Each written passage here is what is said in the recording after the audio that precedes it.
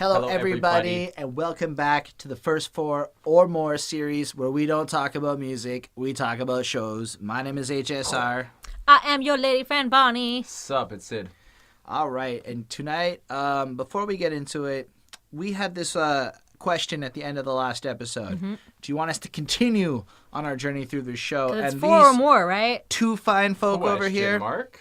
actually asked us to keep going. Flash. So as you can see, we are here. Before we get into it, I did want to talk a little bit about the Grind to 1,000 subscribers contest. Still going. Yep. Basically, still grinding. If you leave a comment, you subscribe to the channel, and you like the video, and that comment's kind of about the show or about us or about something relevant to the conversation, then you enter into a contest where first prize will be $100 of Amazon gift money, plus you get to request a review. Second place is going to be $50 plus a review. And third place is $25 plus the review. And what will happen is for every video in the past that you comment and you like that video, you get an extra entry. I'm going to tally up all the comments. We're going to use a random number generator over YouTube Live. Pick some people, send that off. Life is good, and secretly we're going to then just start the next contest so life keeps going. Secretly, though. You won't even know until you win. All right, so on that note, does somebody want to introduce the show we're talking about today? The one that they know we're talking about? Yeah, you guys are awful. It's the end of the fucking world. All right. Oh, my God. And so we're at episode 5. Personally, I've only seen as far as episode 6. I don't know if you've watched past that. No. All right. Cheating. So we've gotten this far, and let's start this off. So how it goes, first, the spoilers. Spoilers are going to be a part of this episode. And we're going to run through the plot, give some additional commentary, and then that's the episode. That's basically it, folks. Trying so hard to pay attention, but there's a cat right here. She decided she wanted to stay in here today. So she's staying in here. She's super active right now. So let's start the thing. So it starts off with like this 11 years earlier, and we see a little James with his mom and dad, and the dad is like asking the mom, and they're in like the kitchen and shit, and the mom is like, the dad's asking the mom if she's feeling better. And James is just like, I want to feed the ducks. And the mom's like, no, not today. And she says it kind of like she can't handle it. Like it's like a big deal. She doesn't say it angrily. She just kind of saying it like defensively. Right. But like she can't handle it. Like there's some traumatic experience associated with it or something like that. You know what I mean? And then she doesn't probably want to leave the house. Like she's clearly like depressed. Or like agoraphobic or something, you know? And then James is like, please. And the dad's like, come on. And then she reluctantly agrees. And she sits down. And, like, everything about this whole scene is super awkward. Right.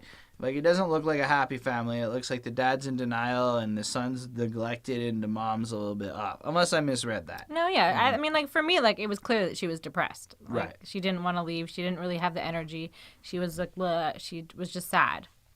But then, so then we see James is in the car and with the mom. They're driving, and they pull up next to, like, a pond where you could picture ducks would be. And then James, like, wants to get out, and the mom is like, I want to tell you something. Well, like, he's about to, like, leave, and she stops him, and she's like, you know. And then she's like, I love you, and she hugs him, and then James is just like, I need to feed them. And he, like, gets out of the car. And we see her. The ducks are so important to this little kid, you know? Yeah, and we see her like kind of sad. And then James starts feeding them. She buckles up and she drives the car into the pond, and it fills with water. And then James is just kind of like watching the car sink slowly. And there was so much going through my head. I was just like, first off, worst way to die ever. Yeah. It's the slowest possible thing. Like it didn't look like fun. No. Second, if I'm that kid and that's my mom, I'm jumping the fuck in there and opening the door and like, Mom, what the fuck are you doing? Get out of the car. I want to just... And like, this is one of those scenes that like, yeah, of course. Okay, you go. I just want to say, in defense of the kid, he was probably in shock, and it's hard to judge him for being in shock in that moment. Fair enough. We don't know what right? the family dynamic was. And he is clearly a weird kid. If you had just watched your mom die like that out of nowhere when you were just feeding some ducks, you might go into shock. But and I don't want to catch... She's not even dead yet, right? Like you're I'm drowning. saying, that's going to take a solid 3 minutes. Like, but that's still shock. If you're in shock, I'm saying I don't want to criticize him. That's it. The rest of what you're saying, totally valid. I just don't want to condemn the kid. Well, I think that it's like it's a very like fictional kid. It's a very telling scene, and a very like obviously one that like he holds to his heart and like was emotional and like meant something to him. So because like this like scene, he keeps like having like these flashbacks to the scene like kind of throughout like the episodes that we've already watched. Yeah. And like we've seen like the moment where he's just kind of like looking, and we didn't know what it was that he was looking at, and now we've discovered it. Right. And I mean, I gotta say, this is not what I expected to be the traumatic memory with his mom. Like, we knew there was gonna be something probably involving death. Yeah. But just to have her just drive into a pond and, like, that's right suicide. It was like, yeah. well, all right, cool. I have a question for you, Syd, for the fine folks. Did they rip that off Dexter? Yes. Fair enough. No, they did not. That was original. Anyway, so then they cut over to a graveyard where James and his dad are just, like, staring at the grave. They're the only mourners. Right. Yeah. That's sad. Oh, I didn't even think of that, eh? It's true, eh? Shit. I didn't even catch that. Good call. But it's just them staring at this grave, like, and it's really, really fucking sad. And then it just cuts to, like, the title screen. And this is by far, of the 6 episodes I've seen, my favorite start to any one of these episodes. I had never been more engaged and hooked into an episode as this one. So that's pretty fucking cool. Fair enough. And then it jumps into, like, James is sitting there in the police station, I'm assuming, with a bloody face. Because he's just gotten his ass kicked by his own request. And that he paid for. Yeah. And then the cop guy, I'm going to call him the cop. He might have been a detective or whatever. Yeah. He comes in. He's like, thanks for coming in. Sorry for the wait. He's like, it kind of sounds like you've come to report a murder. That was funny. I appreciated that. And then James is now, like, freaking out. Like, he realizes he's like, shit, did made I, like, the mean mistakes. to do this? And he doesn't really say much. And then he blurts out, it was my mom. She killed herself. And the guy is like... 11 years ago. Well, no, because it builds up to that, right? The cop's like, all right, you want to tell me what happened? So the guy's like, did you find the body? And you can just see this what the fuck look on his face the whole way through this. Yeah. And like, it's weird also, too, that, he's got a bloody nose. He's just sitting there with, like, this crusty blood on his face. And, like, it's just, he's just continuing, like, asking the questions. So he's like, what happened? Like, when did this happen? James is just then, like, 11 years ago. And the cop dude is like, this is a fucking waste of my time. You can just feel it, right? And he's like, it's not I wrote this. It's not technically a murder, and then, like, suicide. So I didn't write it in full. Yeah, and then suicide is not a crime. That's kind of weird. And this, that, the next thing. A whole different, like, wheelhouse. And I'm like, that's a funny way to, like... No, it's not technically a murder, suicide, not a crime. A whole different wheelhouse. And then you can tell he's uncomfortable by this emotion-y stuff. And then he goes... Do you want to speak to a woman? Right, yeah. And then the guy, James, is like, why would I? And the guy, you can just tell he's just not good at this shit. And he's just like, James asks about James's dad. And James, like, thinks about him. I think it flashes. Well, because he says, do you have, like, is your dad around? And he says, like, no, not really. And then we cut to the dad with the lady cops. That's what I'm calling them now. Eunice and Terry, I learned their names this time. Excellent. Eunice is the white one, and Terry is the other one. Relax. It's the white one, the one's black. I just fucking came out. The other one. Fuck, man. I think that's worse. That is worse. I wasn't even trying to, like, care about that. It just came out that way. Relax. Then we cut to, like, them. He's with them, and then they explain that the car was kind of found. And the cops... Like, blown up, though. Yeah, and then the cops want to know, like, why the dad never reported the car missing when James went missing. And then it's hilarious. They start asking about his black eye, and he's getting all squirmy in defense, and they're like, so, did James do this to you? Like he was abused by, like, his, like, beat down by something. Yeah. It was so funny. He's like, really no. Kindly and really sensitively, did James do that? He's like, no. And, like, I got in a fight at the pub. It was the pub. Yeah. And he's like, then they move on to asking him about the mom. They find out he died. He kind of gets weird and asks him if he wants some tea. He leaves. He comes back in. He's fidgety. And then he asks if they found his girlfriend, Alyssa. And I love the way they do these scenes. I don't even care if it's been done to death in other shows. When he says Alyssa, it cuts right over to her. Right. And again, and, like, you can kind of see, like, the cartoon, like... And, like, the comic-y feel. Not cartoon, yeah. But I don't know. Like, even when it's not a comic per se, that effect is one of my favorites on TV. Yeah. I'm a sucker for it. It's cool. It's cool. So we cut to Alyssa, and she's waking up on that bench where we left her. She's like a bus stop, basically. Yeah. And she gets up, she starts walking, she's, like, rationalizing that leaving James was the right.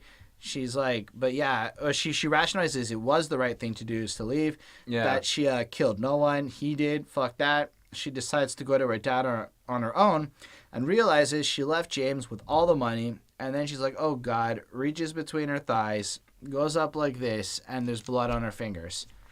She just got it like for the first time, I guess, or something. No, she's 17. Oh, my bad. No, like she knew exactly what this was. Like I think that was implied. But I've never seen a show or a movie that bluntly show a girl or a woman having her period just like oh great, I have to go deal with this, and she goes and like steals like tampons. And I appreciate that because like it's a regular part of every woman's life, but it's never really depicted in popular media, and it's just like it's such I thought it was cool. You're right, because like the show is kind of drilling home the regular mixed in with it. I love it. It's kind of like you never see anyone take a shit on TV. And I know it's not quite the same, but like look at 24 as an example. That show is supposed to document a 24-hour period of these people's lives in 8 seasons. No one took a poop. Throwing it out there. Same thing with James Bond, man. Never sitting on the toilet. It's just weird. Fucking 007. Anyway, unless it's a comedy, and then of course somebody. Anyway, so then the cops are at Alyssa's place, and the stepdad is being a bit of a douche and whatever. I don't. Douche dad. I kind of find those scenes a little bit more on the boring side. The ones with the whatever. She just the cops are just kind of like, can you let like her answer the questions? And you can see how angry he is. First off, you could tell that he's angry because a woman is telling him this, right? Mm-hmm. Like that kind of flashes across his face, like, who the fuck are you? But he can't because they're cops. So he just kind of walks away and just he pettily says, not my daughter, not my problem. Yeah. And then the cops are then like talking to the mom. She's like, do you know where she's at?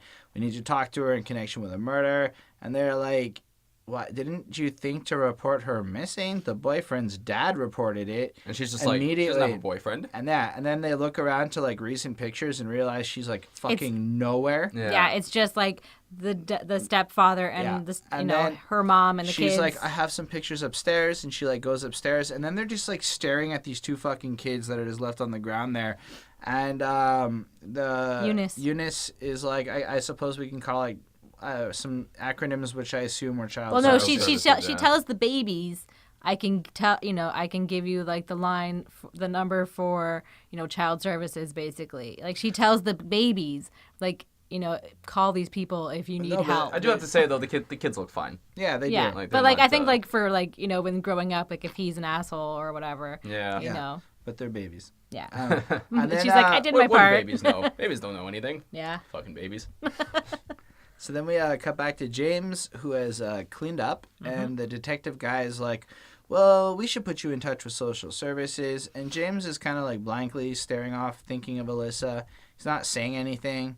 The cop guy goes to like start the process or whatever, and he starts asking for details. James is now looking super fucking anxious, and he just kind of bolts off while the cop is looking for a pen. The thought that went through my head was just like, that's exactly what Batman does every time a cop turns his back. It's like when he turns around and Batman's gone, but you don't see him leave. That's what he did. He just kind of ran off. Right? And that's just so funny if you're a Batman fan like I am. No, I don't know. It's a good call. That's my gift to you, audience. Yes. Then we see Alyssa break out of a pharmacy getting like tampons, and she takes it and puts pulls it in off behind her undies, takes the tampon, and then she's like, sometimes I hate being a girl. Yeah. And then goes into another store and goes to steal some underwear. And then she looks in the mirror and she's like, so in films, people on the run always look hot. Fucking hell. Because she's like looking at herself. And that's a bit, she's such a depressing person. Yeah. Well, she's so real. I love it. And then she's on the way out, and this giant guy, she's about security guard. She steals like a bra and underwear. Yeah. Catches her. And then we cut to the cops, Eunice and Terry, eating, and they're reflecting. Terry's on a fast day, so she's not eating or something. And then Eunice wants to clear up the air. And she's like, people get drunk, stuff happens in the night that might not be in the day, and it's just kind of like really painful. Yeah. And then she's like, it might not come as a surprise, it might not necessarily be a bad thing, I don't want you to regret it. Terry's like, I don't regret it. I just wish it didn't happen. Whoa. Yeah. Whoa. And then we jump back, and James is now skirting around. I wrote skirt, because that's what he was doing. And we saw him walking up. He's, again, thinking on Alyssa. He's walking. It's really what's happening. And sometimes he thinks, he sees some woman that he thinks is Alyssa from the back, and then it's just some lady smoking in an alley. Then we're back with Alyssa and the security guard. Yeah. And he like throws the underwear down. He's like arms out, and she's like, "Don't touch me." And then he's like, "If you fine, you want me to call the police?" And then he like kind of notices a cut on her wrist and asks how she got it. Then she's just like, "I don't want to have sex with you." He's like, "I don't want to have sex with you either. I have sex with my wife." And she just thinks shit. Two things. One, I like how that's his reason. I don't want to have sex. Like, I have a wife. Not this kid is obviously 17. But having said that, I like how this is like the first decent adult that we've met. Yeah. Like in relation to Alyssa. Yep, it's true. That's and true. like it is, it is hard. I guess like when you nearly come to being raped, by an adult, and then now. Mind blowing right now. Yeah, I mean, this one person is. You just don't know how to be alone with a man, I think, at that point. I think that you just get nervous, right? Yeah. And then, And I'm also thinking, because, I mean, I've been in these situations, right? Like, I worked at a grocery store for a really long time. Mm-hmm. It's the law here that you have to have a witness when you're being taken in by security. Oh, so I was just wondering what would have gone on there had the police showed up. Like, you're supposed to have a witness while you're... Anyway. Yeah. That's interesting. Nothing to do with any of this. No, but that's still interesting. How about this? Tell us in your local land, is that a real law for you? Because y'all are everywhere, potentially. So tell us. We're curious. Yeah. We rep the Montreal.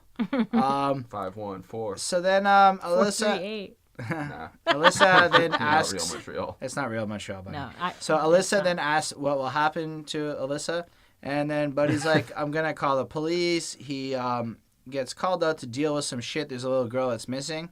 Like, literally, he gets up, he looks at her, he's like, "Don't leave."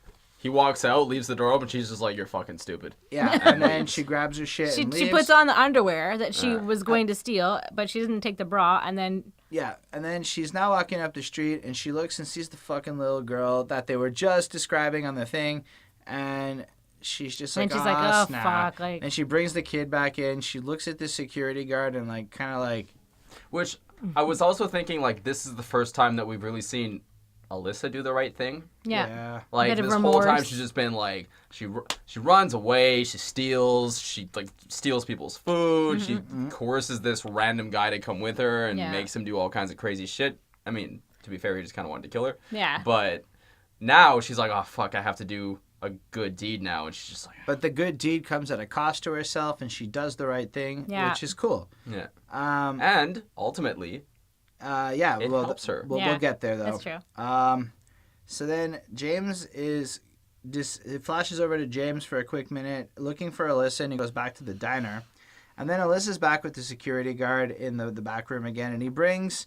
over some water. He also gave her some cookies. I think it was coffee. Or it might have been, coffee. Because she starts dipping the cookies. Yeah, I thought about that, but then I also know I've seen people do it with water, so... Maybe it was milk. It's gross, it was I some agree. sort of drink. It's not a real thing that you should do, but it was I've probably seen it tea. done. They're in England. Biscuits in water. Or have you seen someone do that, like I have? Are you one of these people? All right, let's go back. We're getting sidetracked here.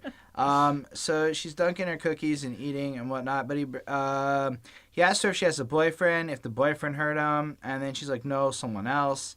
And then the security guard just kind of like decides to let her go, and then she's like, what, really? He's like, are you fucking kidding me? Go. And then he forces her to take the cookies. And he doesn't force her to take the cookies. No. He hands her the cookies because clearly she's hungry shoving and them down her fucking and he's like, throat. stop stealing. Oh my God. And then she begins to run away. He's shoving cookies down her throat. It's okay, terrible. Not shoving cookies down her throat. I think they know. They've probably seen this episode. Hopefully. If you haven't have not, seen it, and you're just watching it through us, that's amazing. You're my fucking favorite.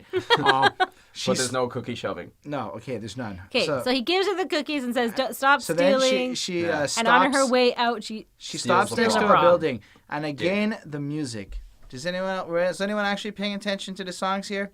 This whole song is a French song, which I noticed. And the song talks explicitly about being separated and apart from your love as they're playing this weird scene as they're both separated and apart. Yeah. So she's leaning against the building thinking about him. She's missing him. She's walking around. She's reflecting on how he saved her and she just left him and feels all bad and shit. And then meanwhile, she goes back to the diner and then she just sees him. And then she just kind of like smiles at him. and they're sitting now awkwardly next to each other. James is like, I lost the money. And she came back saying she didn't return for the money. She apologizes for leaving, and he apologizes for the murder. She says she won't leave him again, and collectively they decide to go to Alyssa's father's place. She And wants then to they hold hold his hand, hands. but not the Not the weird weird one. one. Bah ha ha ha ha. That made me think of Bonnie. That's what it says. That's what Why? it says. 'Cause that's what Bonnie's like. Do you have a weird hand? If I did, Bonnie would not want to hold it. I'd be like, give me the other one. That's exactly how It's a it make or went. break thing in a relationship. If you have a weird hand and you're I a significant would other, still love you and But like I love know your that hand. she wouldn't hold it if I ever put my hand in a deep fryer. Yeah, but no. don't if, put your fucking but, hand like, in a deep fryer. If not there was planning a on it. moment that was supposed to be significant, I think that you'd want it to be like That's real when hand. that's when you hold the fake hand. Is when Because you really can't feel half of it because it's all So scarred. another question. Okay, I'm kidding. Anyway, So there's one more scene in this. It fades out, and we find the CSI finding his specific knife in the swimming pool. And that Classic. is And the the end pool of. filter where he put it, and it was so stupid. And Bonnie knew it was gonna happen. So that's the end of this episode, and I can tell you. If you weren't convinced, which you were obviously convinced because the show's fucking amazing, you want to keep watching because how could you stop at I this mean, at point? this point, there's only 3 episodes left. But even so- still, it's like the show has managed to collectively build a pace and reveal plot points in an interesting way where, again, they don't reinvent the wheel here, but what they manage to do is tell blatantly obvious things in cool ways where they just splice ideas well. And I love the delivery. I love the pacing.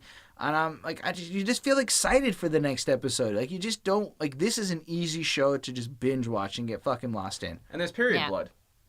Yeah, that part And too. period. But yeah, I don't know if you folks have some closing up thoughts on this episode. No, I mean, I'm I gonna just keep watching. I just think it's I really haven't seen cool. episode 6 yet. Oh, that's a lie. oh. All right, folks. So we're going to go record that next one in a second here. But before we go take care of that task, why don't you tell us in the comments what you thought about this? Because Yeah. honestly, we love the fact that a couple of you wanted us to keep going. But we also want to know what you found in the show. What did we miss? There's so many hidden and little things in this. And we can build this out and make this an even better experience for everybody. And what shows do you want us to watch next? Yeah, because we've got 3 left. We'll finish it. And then what? 11 seasons of MASH, probably. That's what's up. Oh, Hey. Ramona showed There's up, the cat. everyone. That's it for the end of it. Have yourselves a great fucking week. Peace.